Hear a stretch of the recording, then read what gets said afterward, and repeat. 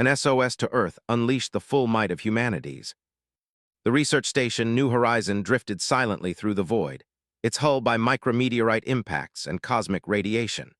Doctor pressed her palm against the cool metal wall of the communications array, feeling the subtle vibration of the dying power core beneath her feet. Around her, the last remnants of the 442B expedition worked frantically at their stations, their faces illuminated by the amber glow of emergency lighting. "Power levels down to 12%, called out engineer from across the cramped bridge. His voice carried the weight of exhaustion that had settled over all of them in the past 72 hours. "Life support will fail in approximately 6 hours. Closed her eyes and took a deep breath of the recycled air, already tasting the metallic tang that meant the scrubbers were failing.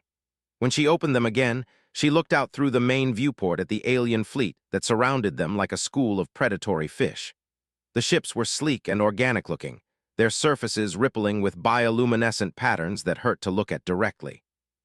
They had been hunting them for 3 weeks now, ever since the research team had stumbled upon their hidden mining operation on 442B. What should have been humanity's greatest discovery, a planet rich in rare Earth elements just 47 light-years from Earth, had turned into a nightmare when the alien miners detected their presence. Dr. Communications Officer Sarah's voice cracked as she spoke. "The lead ship is hailing us again." Straightened her shoulders and nodded. "Put them through." The main screen flickered to life, revealing the angular features of Commander, the officer who had been pursuing them across 3 star systems. His skin had the pale blue tint of his species, and his large black eyes seemed to absorb all light that entered them. When he spoke, his voice came through the universal translator in clipped, precise tones.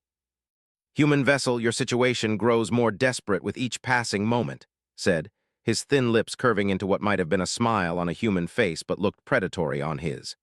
"Your primitive technology cannot sustain you much longer. Surrender now, and we will grant you a swift death." Stepped forward, her hands clenched at her sides. "We've already told you, Commander, we're peaceful researchers. We had no idea that planet was claimed by your people." "Ignorance is no excuse for trespassing on sovereign territory," replied. "Your species was warned to remain within your own solar system. The fact that you have ventured so far from your only proves that humanity cannot be trusted to respect the boundaries established by the Galactic Council." Galactic Council? Felt her heart skip a beat. This was the first time the alien commander had mentioned any larger governing body. "What Galactic Council? We've never been contacted by." His laughter was like the sound of breaking glass. "Of course you haven't. Your world was classified as a restricted over 200 of your years ago. No civilized species would willingly make contact with a planet that spawned creatures capable of surviving in such hostile conditions." The bridge fell silent except for the hum of failing systems. Felt the words hit her like a physical blow. "Your planet's surface gravity, atmospheric composition, radiation levels, and extreme weather patterns make it uninhabitable to 97% of known sapient species," explained, his tone matter-of-fact. "The creatures that evolved there, including your kind, are considered by most civilized beings to be little more than violent predators. This is why the Council voted to quarantine your system." Engineer stepped up beside, his face flushed with anger. "You're saying you've known about us for 2 centuries and never bothered to make contact. Why would we contaminate ourselves by associating with?" Expression showed genuine disgust. "Your species' natural aggression and adaptability to hostile environments make you a threat to galactic stability. It was decided long ago that humanity should remain isolated until natural selection eliminated the more dangerous traits from your gene pool." Felt a cold rage building in her chest. "And now, what happens now that we've left our quarantine?" "Now you die," said simply. "All record of your expedition will be erased. You will never know what became of you. The quarantine will remain in effect, and hopefully your species will eventually learn to stay where it belongs." The transmission cut off, leaving the bridge in stunned silence.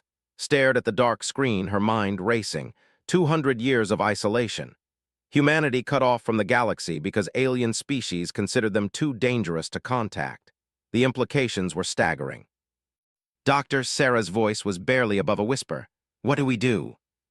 Turned to look at her team's 6 humans who had volunteered for what was supposed to be a routine deep space survey mission. The brilliant engineer who had kept their ship running through impossible odds. "Sarah, barely 25 but already one of the best communications officers in the fleet. Dr. James, the WHO had been so excited about the possibility of first contact. Lieutenant Maria Santos, their security chief who had argued against approaching the alien ships diplomatically. Pilot Jake, who had somehow managed to keep them alive through running battles across 3-star systems. And Dr. Allen, their geologist, who had made the discovery that started this whole mess. They were tired, frightened, and facing certain death, but saw something else in their eyes, the same stubborn determination that had driven humanity to explore every corner of their hostel, from the deepest ocean trenches to the highest mountain peaks. "We send a message home," said quietly. Ma'am looked confused. "Our quantum entanglement communicator was damaged in the last attack. We can't reach Earth from here." Moved to the communications console and began typing commands into the interface. "Not with our equipment, but these ships have been operating in deep space for months. They have to have some kind of long-range communication array." Understanding dawned on Maria's face. "You want to hijack their communication system." "I want to do more than that," said, her fingers flying over the controls. "I want to tell Earth exactly what we found out here, about the Galactic Council, about the quarantine, about how the galaxy views humanity." "They'll never let us get close enough," Jake protested. "Those ships have weapons that can tear us apart from 1,000 kilometers away." "Then we don't get close," replied. "We make them come to us." She turned to face the team, and in her expression was the same look that had driven human explorers to sail across unknown oceans and venture into uncharted wilderness despite knowing the dangers that awaited them. "I need you to understand something," continued. "We're not just researchers anymore. We're not even just humans fighting for our lives. We're Earth's first ambassadors to the galaxy, and right now, we're the only ones who know the truth about what's out there." Doctor stepped forward, his elderly face set with determination. "What do you need us to do?" Looked around the bridge one more time, memorizing the faces of her crew.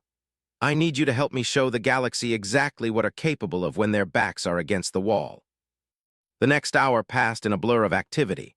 Rerouted power from non-essential systems to boost their sensor array and communication systems. Sarah worked to decode the communication protocols, using data they had intercepted during the chase. Maria and Jake prepared what few weapons the research vessel carried, mostly mining charges and industrial tools that could be repurposed. Doctor used his geological expertise to analyze the composition of a nearby asteroid field, looking for anything that could give them an advantage. Stood at the command console, watching the alien ships through the viewport. They were beautiful in their own way, like living works of art drifting through space. But she knew that beauty masked a cold calculation that had kept humanity isolated for 2 centuries. "Doctor," Sarah called out, "I think I've got it. Their communication system uses a network of quantum-linked transmitters. If I can tap into their primary array, I should be able to piggyback our signal all the way back to there and beyond."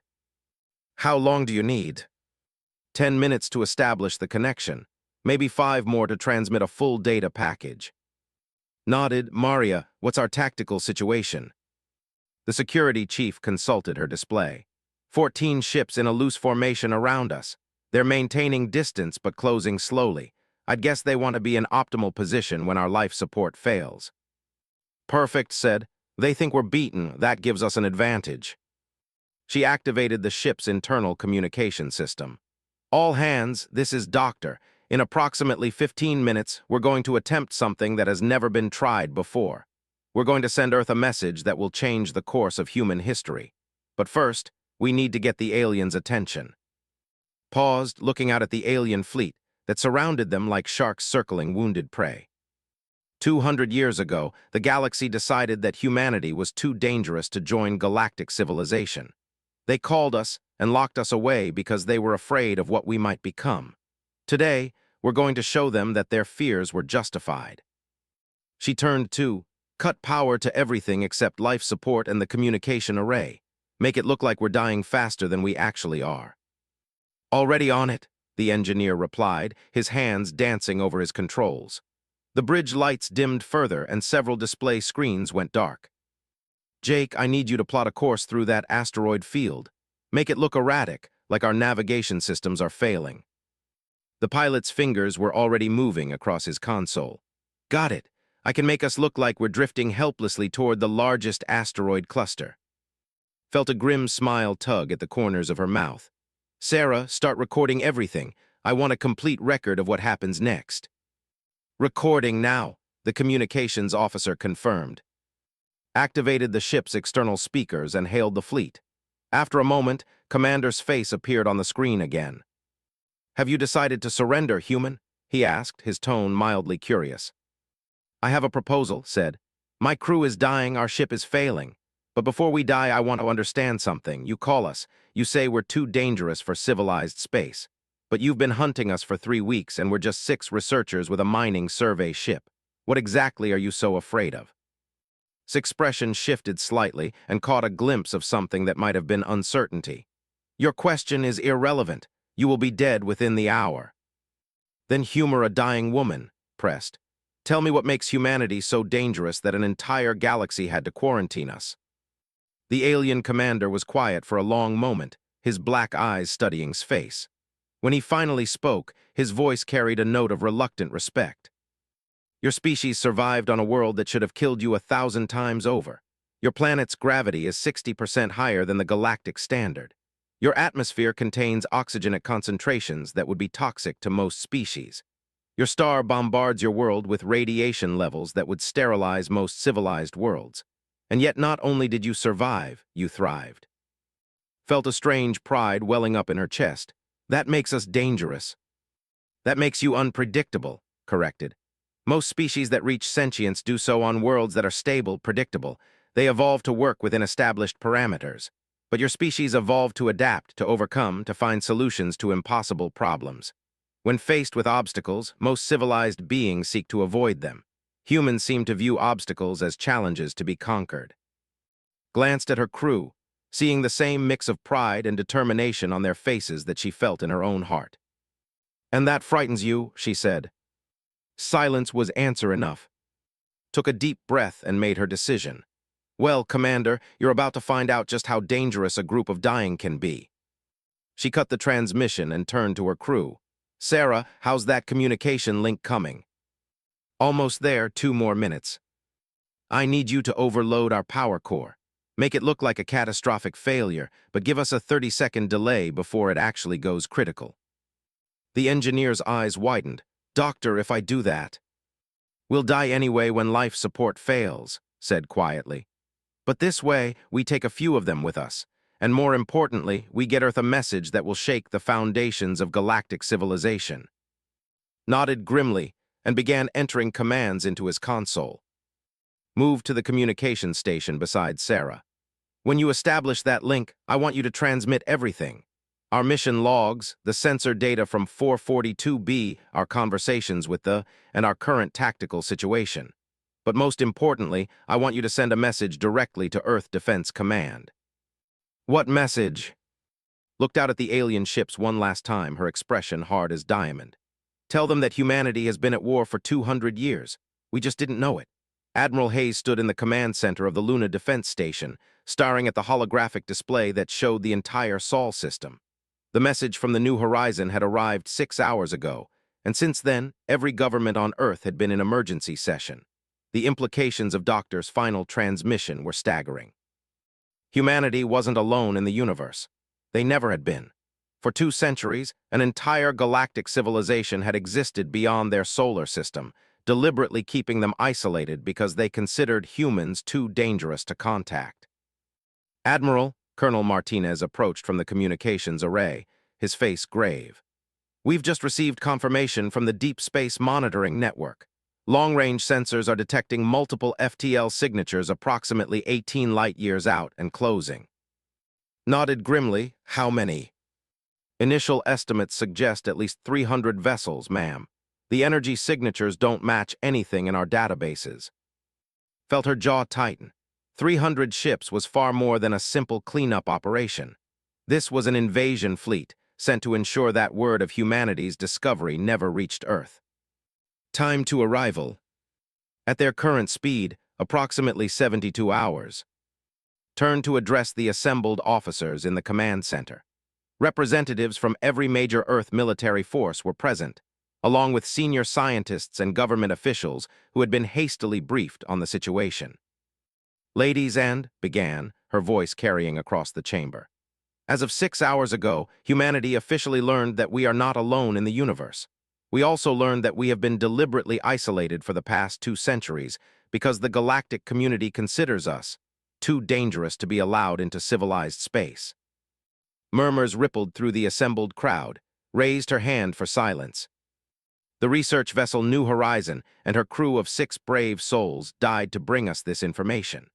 Their sacrifice has given us advance warning of an incoming alien fleet that intends to ensure Earth never learns the truth about what lies beyond our solar system. She gestured to the holographic display, which now showed projected approach vectors for the alien fleet. "We have 72 hours to prepare for the first interstellar war in human history. The enemy believes they are dealing with primitive, isolated who pose no real threat. They are about to discover just how wrong they are." Dr. Sarah, the director of Earth's Deep Space Research Division, stepped forward. "Admiral, our analysis of the sensor data from New Horizon indicates that the alien ships are using some form of biomechanical technology. Their weapons appear to be energy-based, but we have no way of knowing their effective range or power output." "What about their numbers?" asked General, the Russian Federation's representative. Pulled up a tactical analysis on the main screen. "Intelligence estimates suggest the incoming fleet consists of approximately 300 vessels of varying sizes. The largest appear to be roughly equivalent to our heavy cruisers, while the smaller ships are probably equivalent to destroyers or frigates." Admiral, representing the Japanese Self-Defense Forces, frowned at the display. "Admiral Hayes, with respect, our entire combined fleet consists of maybe 50 interplanetary vessels, and most of those are cargo haulers or research ships. We have perhaps 12 actual warships, and they were designed for asteroid mining operations and anti-piracy patrols within the solar system." Nodded. "You're absolutely right, Admiral. In a conventional engagement, we would be hopelessly outmatched. Fortunately, we have 2 advantages the aliens don't know about." She gestured to Doctor, who activated a new section of the display. "First, we've been preparing for interstellar conflict for longer than they realize. The Prometheus project has been developing prototype faster-than-light technology for the past 15 years. We have 7 operational FDL-capable vessels, each equipped with experimental antimatter weaponry." Excited murmurs filled the chamber. The Prometheus project had been one of Earth's most closely guarded secrets, known only to the highest levels of government and military command. "Second," continued, "they've made a crucial error in judgment. They think of us as violent primitives who happen to stumble into space. They don't understand that humanity's greatest strength has never been our technology. It's our ability to adapt and overcome impossible odds." She turned to address the assembly directly. "Every person in this room comes from a world that tried to kill us every single day for millions of years. We survived ice ages, eruptions, asteroid impacts, plague, famine, and natural disasters that would have wiped out most other species. We didn't just survive. We learned to thrive in conditions that most of the galaxy considers uninhabitable." Doctor activated another display showing Earth's environmental conditions compared to galactic standards. "The data from New Horizon confirms what Admiral Hayes is saying. Earth's gravity is 60% higher than the galactic average. Our atmosphere is toxic to most known species. Our radiation levels would sterilize most inhabited worlds. By galactic standards, Earth is barely habitable. And yet," added, "we've not only survived here, we've built a technological civilization capable of reaching other star systems. The aliens think this makes us dangerous. They have no idea." Admiral, representing the South American Federation, leaned forward. "What's the battle plan, Admiral?" Smiled, and for the first time since receiving the message from New Horizon, it was a predatory expression. "We're going to do what humanity has always done when faced with superior enemies," she said. "We're going to use their strengths against them and turn our weaknesses into advantages." She activated the tactical display again, showing the projected positions of the alien fleet as they approached the solar system. The alien commander made a critical error when he allowed Doctor to transmit her final message. He revealed that their species considers direct confrontation beneath them. They prefer to eliminate threats from a distance, using superior technology and numerical advantage. Pause to let this sink in.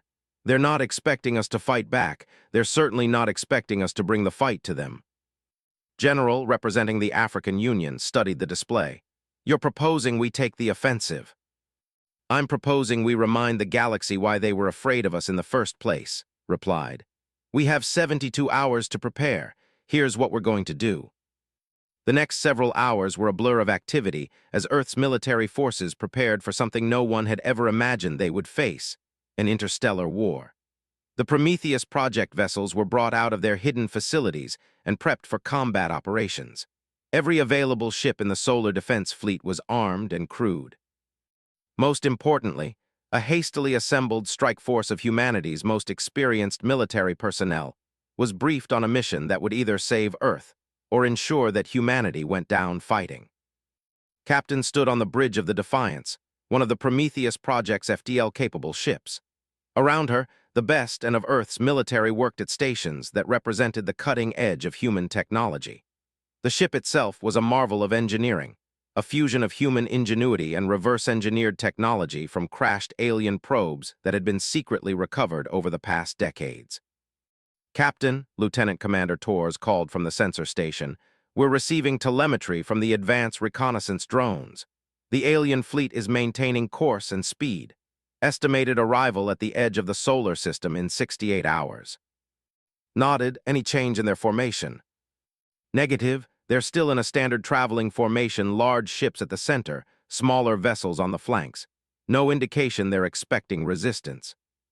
Perfect. Turned to her communications officer. Signal the rest of the strike force. We jump in 30 minutes.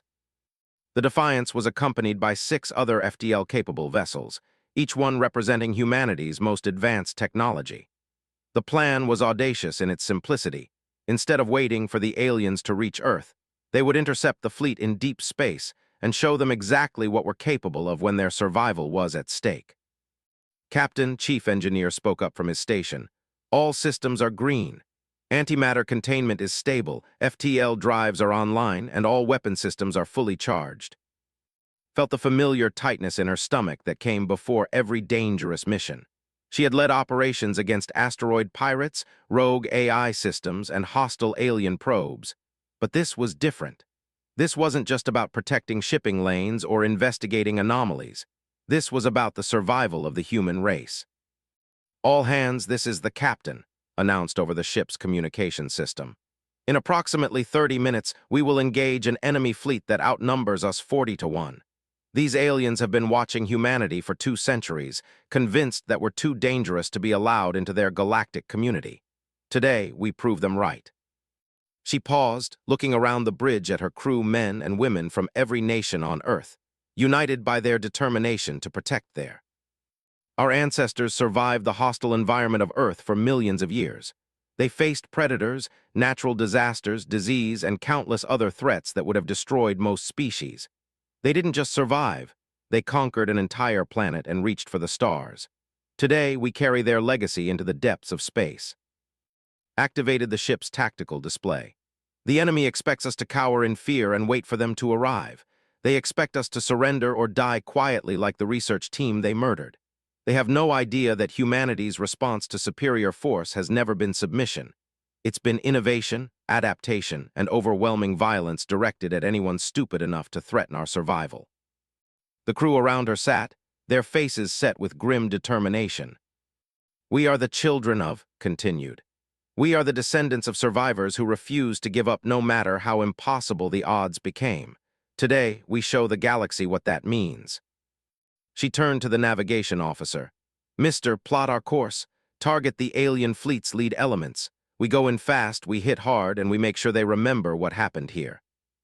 Aye, Captain. Course plotted and laid in. Took her seat in the captain's chair and activated her personal communication device. Across the strike force, 6 other ship captains were doing the same thing, preparing to lead their crews into the unknown. All ships, this is Strike Force Alpha. Today we write the first chapter of humanity's interstellar war. Today we show the galaxy that Earth's children are not to be trifled with. Today we go to war. The 7 ships of Strike Force Alpha vanished in flashes of distorted spacetime, leaving the solar system behind as they raced toward their destiny among the stars. Behind them, the rest of Earth's forces continued their frantic preparations. In orbital shipyards around Luna, technicians worked around the clock to retrofit civilian vessels with military-grade weapons and armor.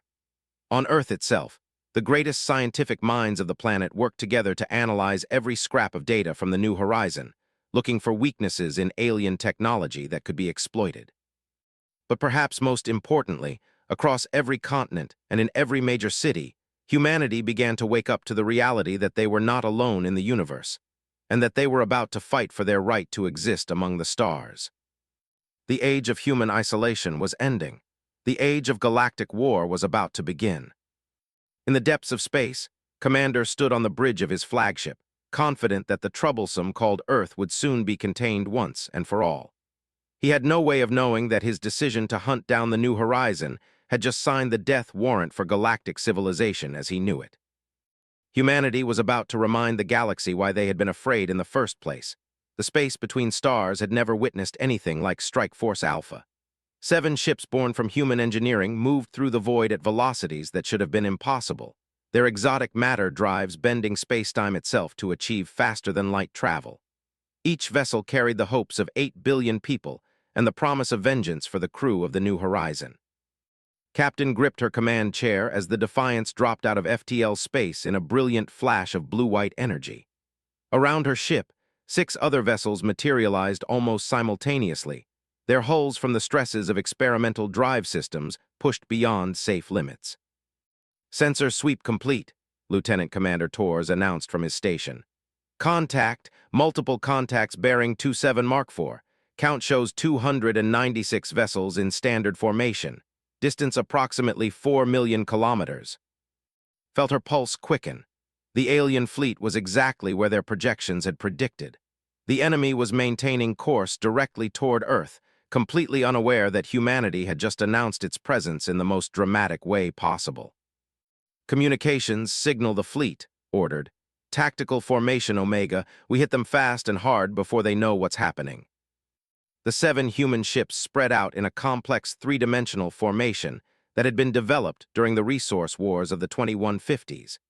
Each vessel moved to take maximum advantage of their experimental weapons while minimizing their vulnerability to return fire. "Captain," Weapons Officer Park spoke up from her station, "antimatter torpedoes are armed and ready. Particle beam arrays are fully charged. All defensive systems are online." Studied the tactical display showing the massive alien formation. 296 ships against 7. In any conventional engagement, it would be a slaughter, but this wasn't going to be a conventional engagement. "Target their command ship," ordered. "We make this personal." Commander was reviewing intelligence reports about the primitive they were approaching when every alarm on his ship began screaming at once. The bridge erupted into chaos as officers scrambled to understand what was happening. "Report," barked, his usual composure cracking. "Sir, we have multiple FTL signatures directly ahead," his sensor officer called out, his voice tight with disbelief. 7 vessels just dropped out of hyperspace 4 million kilometers from our position." Felt his blood turn cold. That was impossible. They didn't have FTL technology. His intelligence reports had been very clear about that. "Identification. Unknown ship types, sir. They're not in any of our databases. Energy signatures are unlike anything we've encountered before." The main screen activated to show 7 sleek vessels arranged in what was clearly an attack formation. Their hulls were angular and predatory-looking, bristling with weapons that glowed with barely contained energy. "Sir," the communications officer interrupted, "we're being hailed." Straightened his uniform and nodded. "Put them through." The screen shifted to show the face of a human female wearing what appeared to be a military uniform. Her expression was cold and determined, and her eyes held a fury that made skin crawl. "I am captain of the Earth Defense Force vessel Defiance," the human said, her voice cutting through the bridge like a blade. "You are commander, correct? The one who murdered the crew of the research vessel New Horizon." Found his voice after a moment of stunned silence. "How did you develop FTL technology so quickly? Our intelligence indicated that your species was decades away from achieving interstellar capability." Smile was predatory. "Your intelligence was wrong about a lot of things, Commander. You thought we were primitive. You thought we were isolated. Most importantly, you thought you could murder our people without consequences. This is impossible, protested. Your world is under quarantine you cannot have. The quarantine is broken, interrupted. Humanity is going to the stars whether the galaxy likes it or not. But first, we're going to have a conversation about what happens to people who threaten Earth. Gestured to his weapons officer, who began powering up the fleet's primary armaments. You are outnumbered 300-7. Whatever technology you have acquired, it cannot possibly. You're right, agreed. 7 ships can't possibly defeat your entire fleet in a straight fight. Lucky for us, we didn't come here for a straight fight. The transmission cut off, leaving staring at a blank screen. Around him, his officers worked frantically to prepare for an engagement none of them understood. Sir, his tactical officer called out, the human ships are accelerating toward our position at impossible velocities. They're moving faster than our own vessels are capable of. Impossible, their engines can't. Sir, the sensor officer's voice rose to a near shout. The lead human vessel just launched something, multiple somethings. I count 20 objects moving at near-light speed toward our formation. Felt his heart skip a beat. Near-light speed weapons were theoretical even for the most advanced galactic civilizations. Evasive maneuvers, all ships, scatter formation. But it was too late. The human antimatter torpedoes covered the distance between the two forces in seconds, their targeting systems locked onto the largest vessels with lethal precision. The first torpedo struck the heavy cruiser Void's edge, amidships, and the ship simply ceased to exist. One moment it was a kilometer-long vessel housing 3,000 crew members. The next moment there was nothing but expanding plasma and debris. 5 more heavy cruisers died in the space of 10 seconds, each one destroyed by a single antimatter warhead that unleashed the power of a small star. The formation, which had been a thing of beauty and precision, dissolved into chaos as ships scattered in every direction. Impossible, breathed, watching his fleet disintegrate around him. How can they have such weapons? His science officer, pale with shock, looked up from his readings. Sir, those warheads are converting matter directly into energy. The technology required for antimatter containment and is centuries beyond what we believed this species capable of. Another wave of torpedoes flashed across space, and 8 more ships vanished in brilliant explosions. The human vessels followed their weapons, moving at velocities that should have torn them apart, their own weapons systems lighting up space with beams of coherent energy that sliced through alien hulls like they were made of paper. Return fire, shouted. All ships return fire. The fleet's bioenergy weapons opened up in a coordinated barrage that filled space with deadly radiation.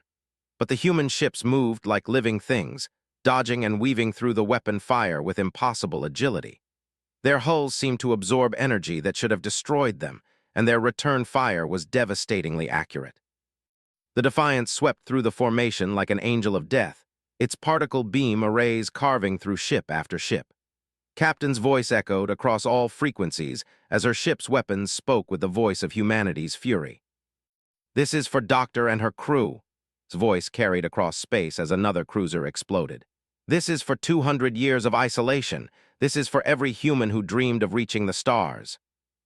The human strike force moved through the alien fleet with surgical precision, targeting command ships and heavy weapons platforms while avoiding the smaller vessels that posed less threat. But even as they dealt devastating damage, knew they couldn't win a prolonged engagement. They were vastly outnumbered, and their experimental technology wouldn't hold up indefinitely. All ships Phase 2 commanded, time to send a message. The 7 human vessels suddenly changed tactics, moving from attacking individual ships to something far more audacious. They began transmitting on all frequencies, broadcasting everything they had learned about the galactic quarantine, the Galactic Council, and the treatment of humanity as dangerous. But more than that, they began demonstrating exactly why the galaxy had been right to fear them. Commander watched in growing horror as the human ships not only fought with technology that shouldn't exist, but did so with a tactical sophistication that revealed centuries of warfare experience. These weren't primitive savages who had stumbled into space technology. These were professional warriors from a species that had spent its entire evolutionary history learning how to kill efficiently. Sir, his communications officer reported, They're broadcasting on all galactic frequencies.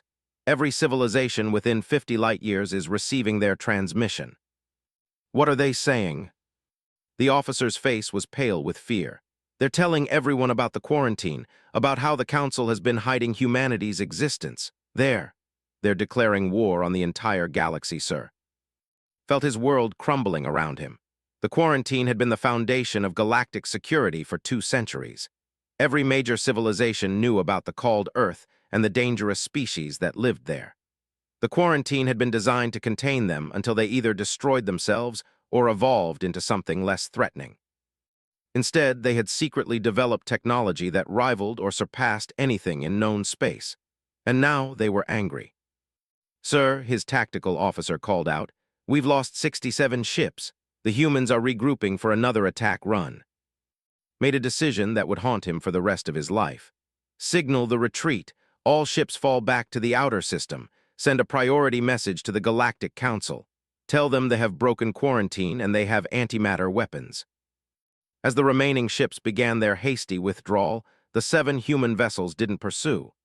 Instead, they held position, continuing their galaxy-wide broadcast and making sure their message reached every corner of civilized space. Stood on the bridge of the Defiance, watching the alien fleet retreat. They had accomplished their primary objective. The galaxy now knew that humanity existed, that they had been deliberately isolated, and that they possessed the technology and will to fight back. "Captain," Lieutenant Commander Torres reported, "we're receiving acknowledgement signals from dozens of different civilizations. Everyone knows what happened here."